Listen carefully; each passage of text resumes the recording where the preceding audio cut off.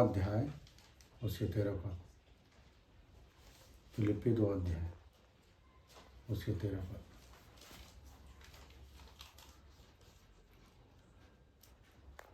क्या लिखा?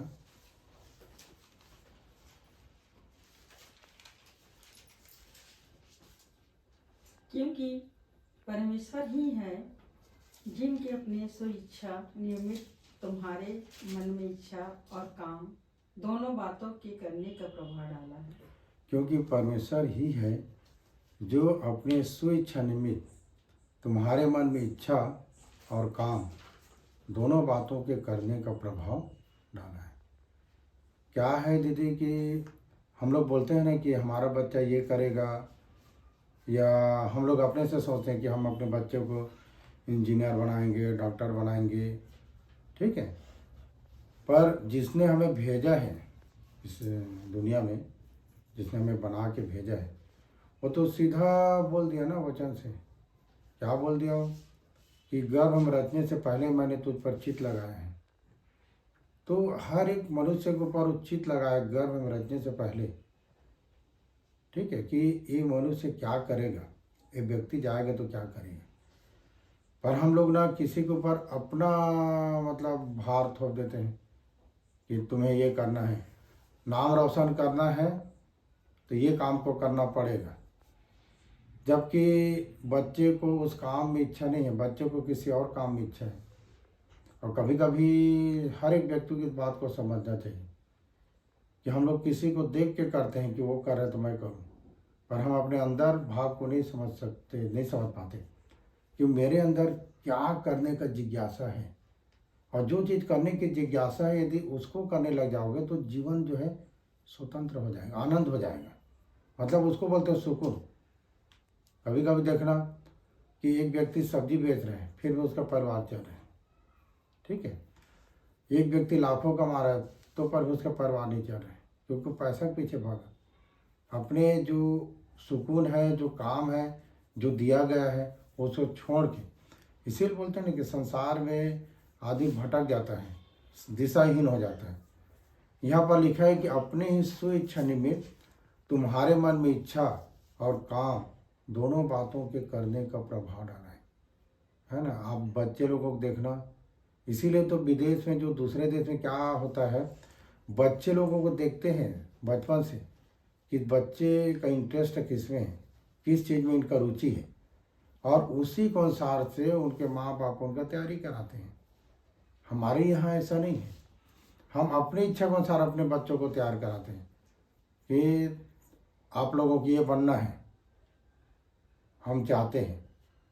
तो वो बच्चा तैयारी करता है, जबकि वो भाग उसका नहीं है, और तैयारी करता है पर फेल हो जाता है। इसीलिए बच्चों को स्वतंत्र कर दो, चाहे छोटा काम रहे चाहे बड़ा काम रहे। जब लाइफ में करता है, जिस काम में यदि उसको सुकून है, आनंद है, समझो उसका जीवन सफल हो गया। क्योंकि ये सब इसलिए होता है क्योंकि परमेश्वर ही उसके मन में इच्छा और काम दोनों बातों के करने का प्रभाव डालता है। तो वो बचपन से ही वो सब बातें पता चल जाता है कि करेगा क्या करेगा, ठीक है। और तब आगे क्या लिखा 14 पद में, फिलिप्पी 2:14। सब काम बिना कुड़कुड़ाए और बिना विवाद के किया करो। सब काम बिना कुड़कुड़ाए और बिना विवाद के किया करो। ये कुड़कुड़ाहट कब होता है? जब आदमी अपने काम से कब कुड़ता है? जब उसकी इच्छा के अनुसार नहीं होता है, ठीक है। और कभी कभी बच्चे लोग इसलिए इसलिए लिखा ना, क्रोध इसलिए आ जाते हैं कि मन नहीं रहता, पर दबाव डालते हैं। इसीलिए लिखा है कि सब काम बिना कुड़कुड़ाए और बिना विवाद के किया करो, है ना। हमारे जीवन में किसी भी प्रकार की कोई कुड़कुड़ाहट ना हो। कुड़कुड़ाने का मतलब है कि कोई भी काम में मन नहीं है पर कर रहे हो। और जब मन नहीं है और जब उस काम को करते तो कैसे करते हैं, है ना, कई प्रकार के बोल के, इस काम को मैं करने नहीं चाहता, इसी काम को मुझे दिए, मैं उस काम को करना चाहता था, हाँ, मेरे को ऐसा वैसा करके बोलते रहते हैं घर में। वो बड़े बुजुर्ग लोग भी बोलते रहते हैं, मैं ये नहीं करना चाहता, मुझे ये करवा रहे, वो करवा रहे हैं। करने दो ना भाई, स्वतंत्र करने दो, तो कुड़कुड़ाने की जरूरत नहीं। तो अगर एक और बात है, यदि कुछ चीज़ यदि दिया जा रहा है परमेश्वर की ओर से, कभी कभी परमेश्वर के काम को भी नहीं समझ पाते हैं ना, इतना उलझन रहता है इस संसार में, क्या है कैसा है क्या। जब कोई काम मिलता है तो लिखा है कि बिना विवाद के और बिना कुड़कुड़ाए उसको करो। आगे क्या लिखा है? ताकि तुम निर्दोष और भोले होकर टेढ़े और हठीले लोगों के बीच परमेश्वर के निष्कलंक संतान बने रहो। हाँ, ताकि तुम भोले होकर टेढ़े लोगों के बीच में, है ना, निष्कलंक संतान बने रहो। क्या है, अभी बात नहीं कर रहे थे कि इतना काम हो जाता है, इतना काम हो जाता है उन लोगों के बीच में रह के, तो आपका और उनका मन नहीं मिलता है। कारण क्या है? उनका सोच अलग है और आपका सोच अलग है, तो उनके बीच में हो, हठीले और टेढ़े लोगों के बीच में, समझ लो। तो कितना एक व्यक्ति को पेशेंस रखना पड़ता है, बहुत ज़्यादा। और आगे क्या लिखे हैं? जिनके बीच में तुम जीवन का वचन लिए हुए जगत में जलते दीपकों की नाई दिखाई देते हो। हाँ, जिनके बीच में जीवन का वचन लिए हुए जलते दीपकों की नहीं दिखाई देते हो। आपके अलग सोच में जलना चाहिए। मतलब जलना करने से एक व्यक्ति कब प्रकाशमान रहता है? वचन के द्वारा, मतलब सच्चाई को जान गए हैं तो और किसी बात पर ध्यान नहीं देना है उसको। टेढ़े और हटीले लोगों के बीच में रह के सब काम को बड़े आनंद के साथ करना है। ठीक है, तो ये संसार है, हमको क्या करना है क्या नहीं करना है ऊपर से तय है, तय कर दिया गया है ना। पर आपका जो काम मिला है उस काम के प्रति दूसरों को कुड़कुड़ाहट है और उस काम के प्रति वो रुकावट भी डालते हैं।